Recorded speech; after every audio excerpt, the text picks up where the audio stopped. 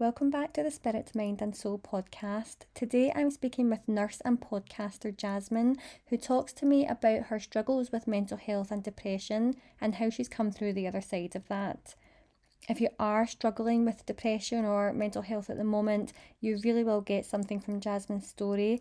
And she has her own podcast where she's shining a light and giving others hope. So I hope you enjoy this episode.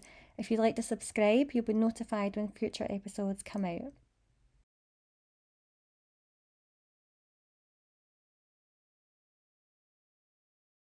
I'm looking forward to you delving deeper into your story. So I know you want to talk about, and you're very open about mental health struggles that you had and challenges, and getting to where you are now. And do you want to tell me a bit about life leading up to that? And if yeah, just I'll let you take it from here. Just to tell me about life. Yeah, thank you so much for and come on the podcast. Mental health is something that I have struggled with personally, but also Mhm. family members of mine have struggled, and so I know it very closely, and I know what can happen if you don't take the time to address it and get the help. That's available. And so the journey that I've been on has been a very long journey. I would say it probably started when I was about 18 after I had my son. And prior to that, I did have some struggles, but as a teenager, you kind of attribute some of the struggles that you go Mhm. through just being teenagers. And so does your parents. My mom always, and she still is a very big supporter of anything that I ever tell her. And if I ever complained about anything, she always went and tried to make sure that I got the care that I needed. And so I remember as early as about 16 having some different types of struggle, but it was kind of brushed off because mental health is just not something that always was addressed or even taken as seriously as I think it is now. And even now, we still have some strides to make with it. But about 18, after I had my son, I realized that I was very sad all of the time. And at that time, I didn't know about postpartum depression. I didn't even know the first thing about depression. And so, for about 6 months, it went pretty undiagnosed. Fortunately, my mom was there with me when I did have my son. And so she started to notice the change in my behavior. And she said, you need to go and let the doctors know and you need to get some help. And so I did. And that kind of started the journey of my depression and also my anxiety. But it what it did was it allowed me to seek the help that I needed. However, I was in the military at the time, and if anybody has ever been in any type of armed services, it's very taboo to have any type of mental health and then seek help for it, because if you are not mentally fit, then you are not able to go and deploy, and so then that determines and deems you as being unfit for duty. And so basically you are put on this list of individuals who can't basically do your job. And so it makes it hard to really seek help, because if you get help on the base that you're at, then you get this label. And then if you get help off base, you still get a label, and now you're not fit. And so I struggled with that because I knew that I needed help, but I also was afraid of the consequences that were associated with it. And so I did get help because at some point I attempted suicide because I just was so overwhelmed with the depression. And they tried different medications, and some of them worked and some of them were not so great, and some did okay, and it boosted my mood, but it didn't really get to the root of what was wrong. And because I was so afraid of the consequences, I don't think I always shared with my therapist the true things that I was feeling on the inside. And so that was about between 18 and 19 years old. And then I fast forward.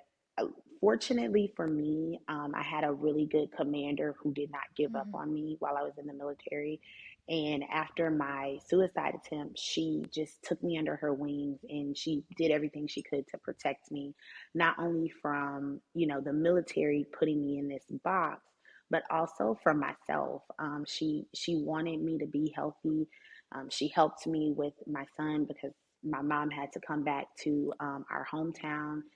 And it really helped because at that point I realized that what I was struggling with was something way bigger than myself.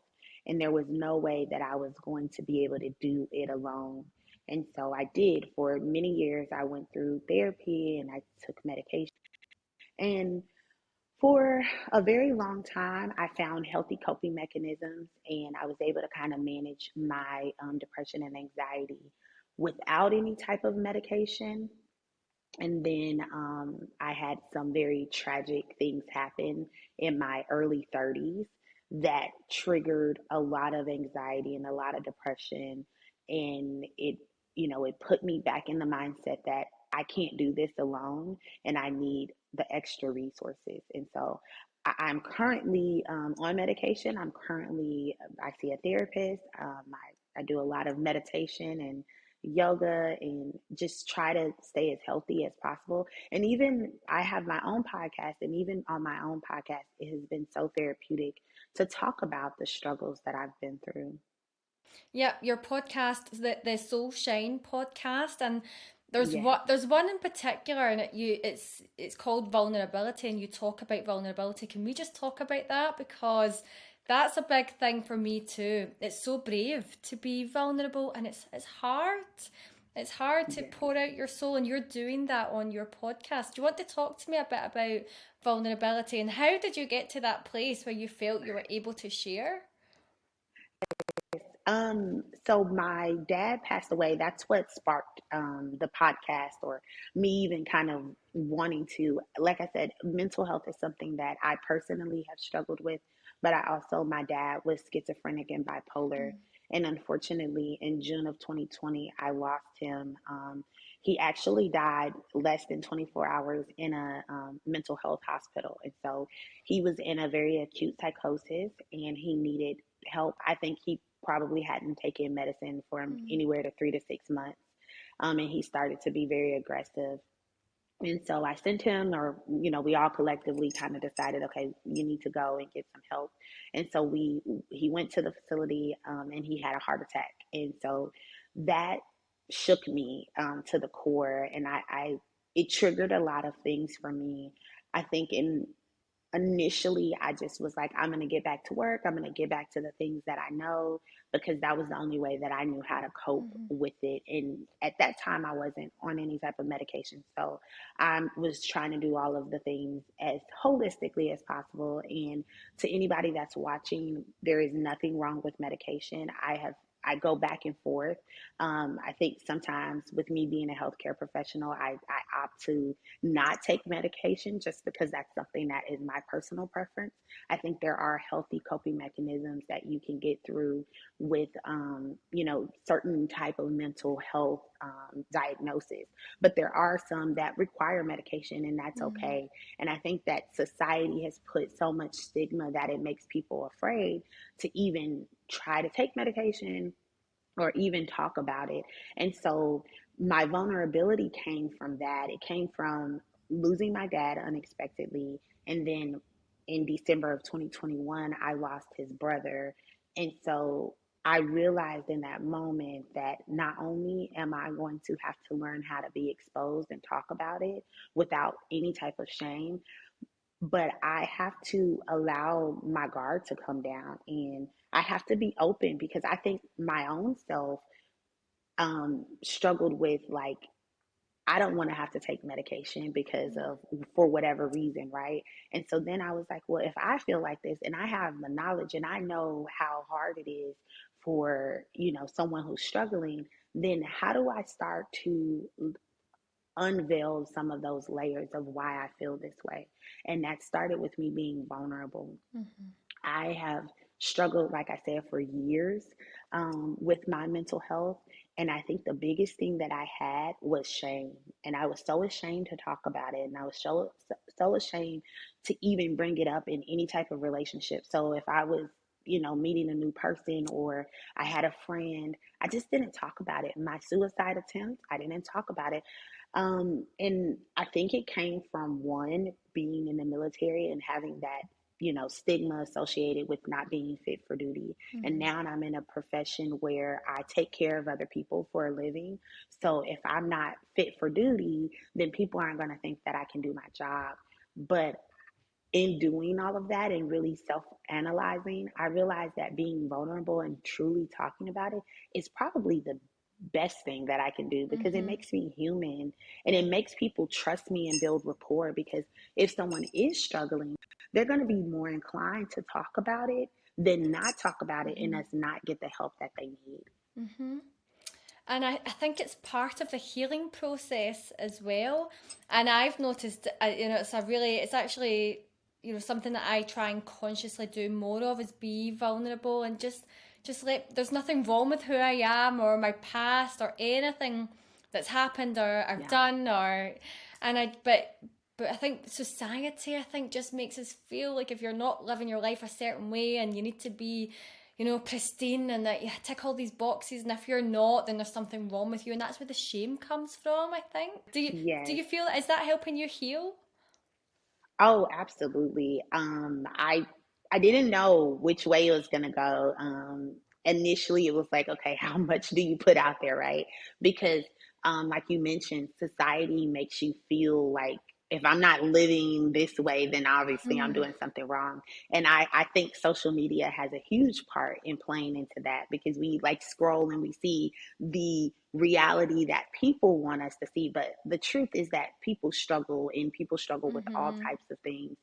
And so I didn't know, but as I continued to talk and I continued to put out more episodes, I realized that it was very therapeutic, because I could use it as, okay, I'm struggling with this week, and let's just talk about it, because I'm sure there's other people that struggle with it. Definitely. And so I think having a great support system has been helpful too. I've had people ask me, what if I don't have the resources, or I don't have the people in my life to be vulnerable with? How does that happen? And I always tell people it first starts with yourself. Once you can like look inside yourself and be okay Mm-hmm. with wherever you're at in your life and the process that you're in, that then being vulnerable to other people comes a little bit more naturally, Yeah. because now you've exposed yourself. And Mm-hmm. I don't think we always take the time, because we're so busy with all of the things that life throws at us, to really deep and do a self analysis of, okay, this is where I'm at, and maybe this isn't exactly where I want to be, but I'm here. Mm-hmm. And now how do I move forward, or how do I get the first, the help that I need? Because I have been struggling with something for so long that I've either ignored it, or I've just said, oh, it's gonna work itself out. Mm-hmm. And I think definitely a big part, it is getting easier for me, but it was hard for such a Mhm. long time. I've always tried to, for the past few years in particular, being on social media and encouraging people, because I was going through the journey myself, and I wanted to share empowering quotes and all the empowering stuff that made people feel good because it made me feel good. But I had a Yeah. blog. They weren't seeing me, and I wasn't being open. I was just sharing, empowering, inspiring stuff throughout my own journey. But Yeah. what changed for me was when I owned my shit. I had to own my stuff, and then it became easier for me to think I don't care anymore. Or do you feel that too? You can own Oh, that. yes. What you Yeah. went through and your struggles. It's just part of life. There's no, you don't need to feel shame. No shame. And Mm-hmm. that's where I'm at. I'm not going to always get it right. And I'm okay with that. Yeah. I'm okay with some days I may mess up. Some days I may be full of shit, Yeah. right? I may be full of it. But that's the process. And that's also the season. I've learned that life is about seasons. And some seasons are like abundance and plentiful, and it's positive and the energy is flowing. And then there's some seasons that are just sad and Mm-hmm. depressing, and there's a lot of anxiety behind it. And you have to, I always put things in perspective of, just like all of the seasons that we have in the year, it will pass. Mm-hmm. And so I can't, my quote now is that seasons change. And within those changes, we have to learn to embrace the lessons and blessings. Mm-hmm. And if you've listened to my podcast, you know that that is something that my dad said all the time, and I thought it was like corny and quirky, and I'm like, Mm-hmm. Daddy, why are you talking about lessons and blessings in the middle of the grocery Hmm. store? But when he passed away, I started to really analyze those words, and I'm like, life is about lessons and blessings. And sometimes there are like, you go through something and you're just like, I don't know why I just had to go through this. And then at the other end of it, when it's hindsight, you're like, oh, this was a lesson so Mm-hmm. that I don't do the same thing. Or if it comes again, I know how to better handle it. Mm-hmm. Or I learned something about myself and about the strengths or the struggles of myself that now I can push through because I've been through something like this Mm-hmm. before.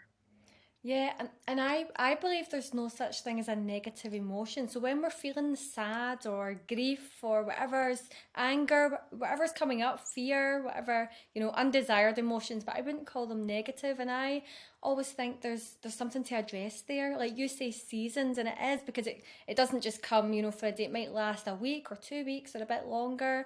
And rather than Yes. trying to push it away or suppress it, there's probably something to be addressed there. And once we have, like you just Yeah. say, there's growth on the other end of that. You can come through it and you'll be wiser, or you'll have let go of something. There will be something there to work through. And that's the thing, is just learning how to work through it. I think we get caught up in trying to hurry up whatever emotion, especially if it's uncomfortable, if it's not, the warm and fuzzy. And so taking the time, honoring whatever it is that's going on, and actually going through the process of whatever needs to be kind of pushed through.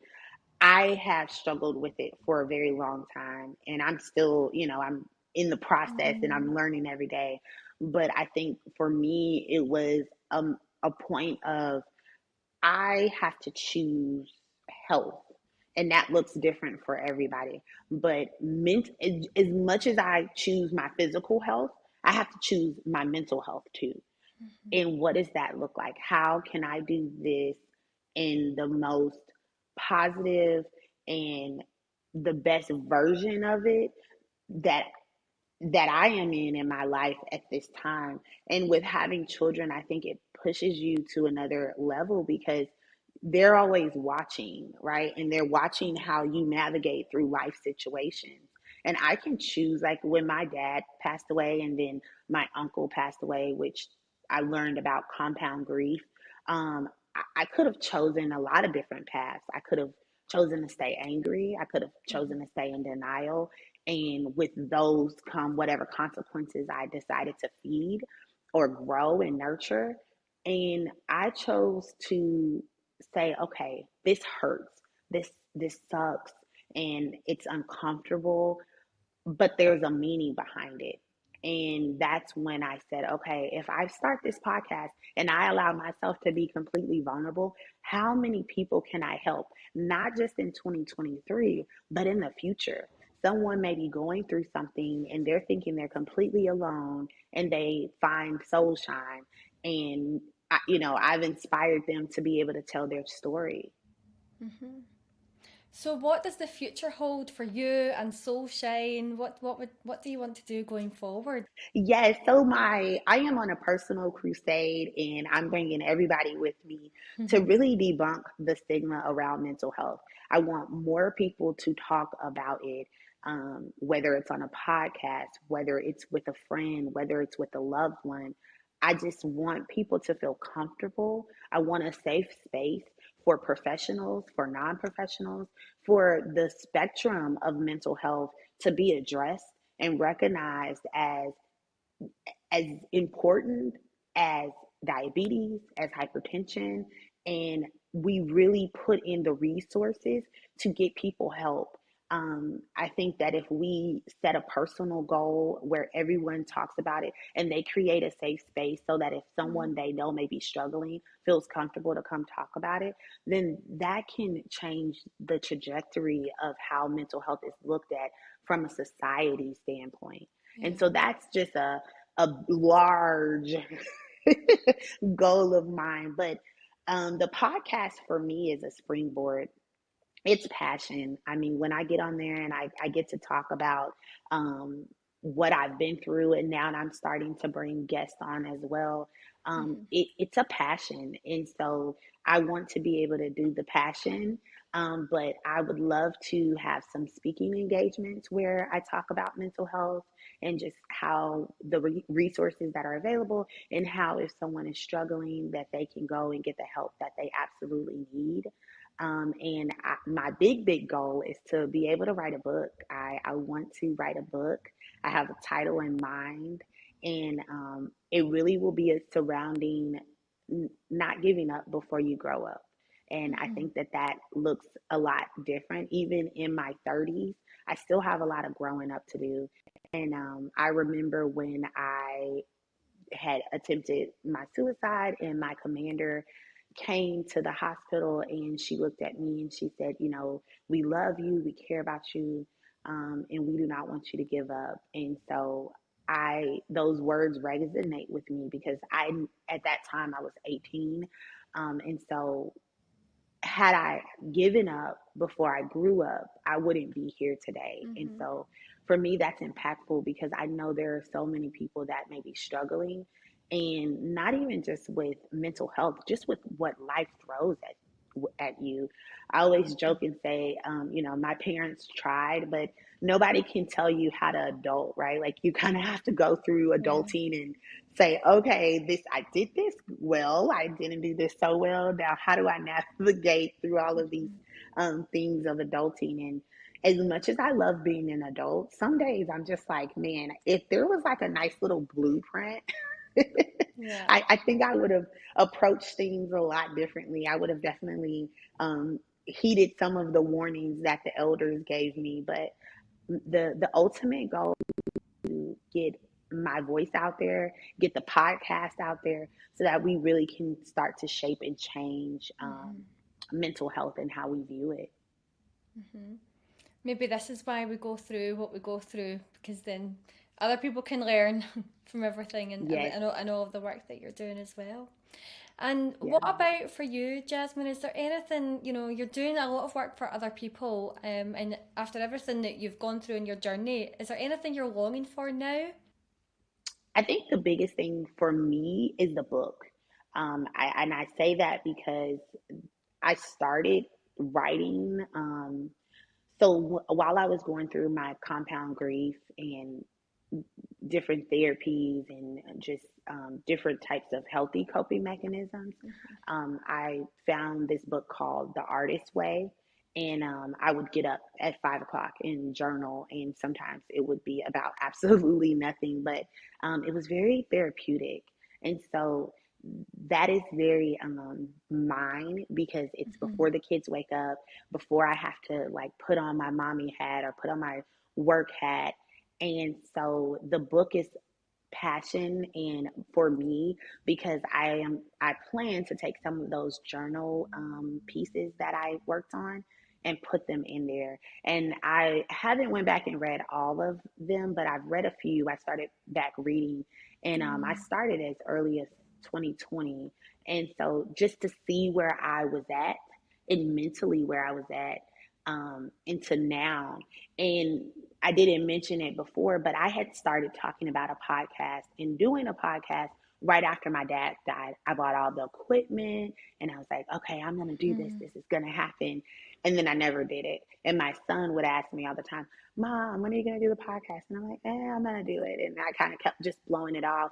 But I was talking to my best friend a few days ago, and I said, I realized, and part of it stemmed from me going back and reading some of the journals, but I realized that had I started that podcast at that time, and even after my uncle passed away, I was still so raw and still going through so much of the emotions in the process, that I don't think I would have been as authentic.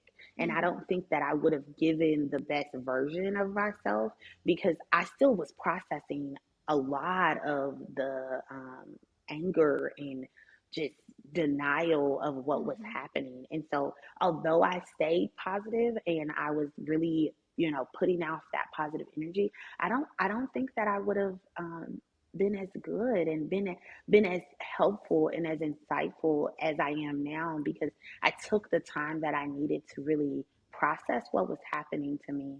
And so that's why I feel like, yes, I am helping other people, but I'm also helping myself through this, Mm-hmm. because it's still a process and I'm still working through a lot of the emotions. And one of the biggest things that I've learned through all of this is honoring those emotions. I always have struggled with being forthcoming when it comes to, if I'm sad, I may cry, but then I want to hurry up and cry and then like wipe my tears away. Mm-hmm. And so now, in honoring my different cycles and my different emotions, I have realized that if I'm sad and I want to cry, I can cry all day, and that's okay. Mm-hmm. And so the book is mine. That's my Yeah. that's my passion. Yeah, that's a really beautiful goal to have as well. And I want to ask, how was it looking back on your journals? Because I also journal. I've got Mhm. loads of journals that are there. I've never looked back on them. And I almost don't, I'm a little bit hesitant to look back because I know some of those times, although it would be interesting to see the growth and where I was at. So how did you find that, looking back on your journals? I found it very insightful because I didn't realize how much I was, because where how you were feeling, and I know what I was portraying to everybody else, but those journals, because I know nobody was going to see them but me, I was very honest about a lot of Mm-hmm. things, Mm-hmm. from my significant other, my spouse, to my children, to the raw emotions that I was feeling. And it was insightful. It was insightful to see and to be like, man, I really felt that way. And I'm glad that I put it out, because I don't think I would have otherwise. I think that it would have went untalked about or released. And I feel like that's what journaling really has done for me, and what it does for me is it allows me to release some of the words. I feel like I talk all the time because I just naturally like to talk. And so, yes, I process what I'm saying, but there are things that are stuck in your mind that you never get out, right? Even if you have a podcast, and even if you have, but when you journal, it just gets Mm-hmm. to kind of lay it out there. And Yeah. so I think the biggest takeaway was insight. It was insight into, in July of 2020, this was where I was at. Mm-hmm. Yeah. Yeah. You. Well, and I've even looked back at journals from when I was in, like, right before I went into the military. And that is always, and I keep them. And I was like, my gosh, I was a teenager. I was, what, 18 or so. And so, just the perspective of like what was important to me then. I think that's always the interesting thing Mm-hmm. too. Like, oh my gosh, I cared about these things, and like how far Mm-hmm. removed I am from that. And so I think starting in a place where, I was hesitant too to go back, and I haven't read all of them. It's only Mm-hmm. been, a few here and there. But yes, I was nervous because I was just like, oh my gosh, what was I talking? What is this gonna say? Like, Mm-hmm. because when you journal, it's not it's free, and you're not having to really think about it. I hope you enjoyed hearing Jasmine's story. If you are someone who's struggling with depression or mental health issues, I really hope that you can take something from that. And Jasmine is showing that there is hope and light at the end of the tunnel. Thanks again for listening to Jasmine's story. And if you'd like to hit the subscribe button, you'll be notified when future episodes of the Spirit, Mind and Soul podcast come out.